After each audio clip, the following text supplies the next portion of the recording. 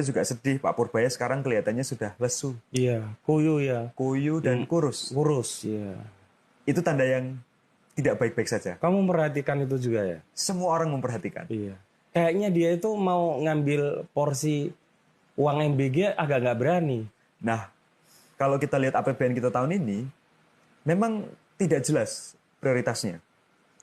Selain menyenangkan hati presiden. Pokoknya presiden pengen apa, ya itu yang dilakukan. Salah satunya soal MBG. Beberapa peneliti itu kan mengatakan bahwa kalau MBG ini efektif pada mereka yang membutuhkan gizi dan pada mereka yang kekurangan secara ekonomi, kita tuh hanya butuh sekitar 20-an triliun. Nggak sampai 335 triliun. Artinya ada 300 triliun yang bisa diselamatkan. Dan 300 triliun ini rasanya cukup untuk menghindarkan kita pada krisis. Itu kata kuncinya, Om. Tahun ini, diakui atau tidak, kita punya ancaman krisis ekonomi. Ekonomi, satu. Oke. Nah, krisis ekonomi ini menjadi tidak mungkin disepelekan ketika yang sudah terjadi sekarang adalah krisis politik. Bulan Juli kemungkinan the government is running out of money, kehabisan duit. Yang mana ya, apalagi kalau harga BBM ini naik akibat tidak kuat subsidi, inflasi meledak. Bos, ini bahaya sosialnya luar biasa. Ini bisa terjadi loh peristiwa 98. Saya bukan nakut-nakutin. Karena kembali lagi, gambaran ekonomi di mata saya sangat-sangat grim. Sangat-sangat menakutkan. Kenapa? Karena pemerintah tidak punya uang sama sekali. Ya, akibat salah kelola. Ya, yang pertama tadi adalah pengeluaran yang sangat luar biasa, budgetnya 335 triliun untuk proyek yang tidak menghasilkan apa-apa. MBG itu kan dimakan di mulut, keluar di toilet.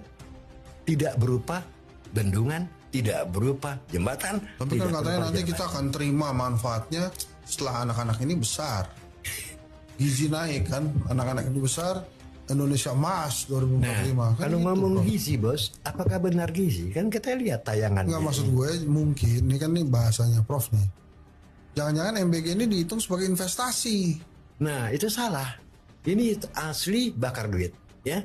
Yang namanya investasi, kalau you bangun jalanan, kalau you sumbang pendidikan, ya.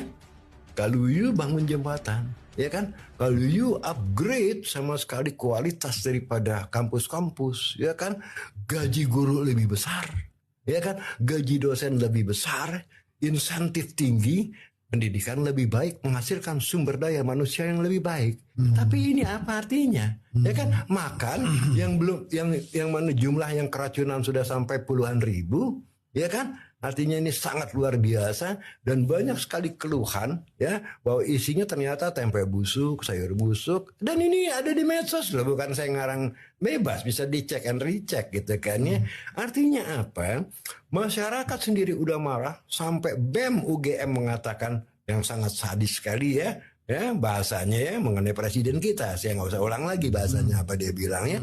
Ini masyarakat udah tahu, Bos, MBG ini adalah proyek politik. Kalian hari ini sadar gak kalau Indonesia kita yang tercinta ini tenggelam dalam lautan hutang? Percaya nggak? Yuk kita bongkar. Hari ini kas negara sebesar 120 triliun. Sementara hari ini negara sudah jatuh tempo bayar hutang sebesar, saya bacakan data, 833 triliun. Belum lagi harus bayar bunga sebesar 599 triliun. Jika dijumlah maka akan ketemu 1.432 triliun. Sementara realisasi penerimaan kas negara pada tahun 2025 hanya 2.865.570 triliun. Separohnya dari hutang luar negeri. Ngeri nggak keadaan ini? Ngeri. Pertanyaannya, apa dampak dari program efisiensi yang dijalankan oleh Prabowo Gibran? Kan begitu. Yang kedua, bagaimana negara membayar piutang luar negeri tersebut? Akhirnya kita akan secara reflektif memikirkan berapa sih penghasilan kita di Januari, Februari, Maret, dan April. Realisasi belanja negara pada bulan Januari itu sejumlah 227,5 triliun. Sementara realisasi pendapatan negara hanya 172,7 triliun. Artinya defisit sebesar 54 triliun. Kemudian pada bulan Februari realisasi belanja negara sebesar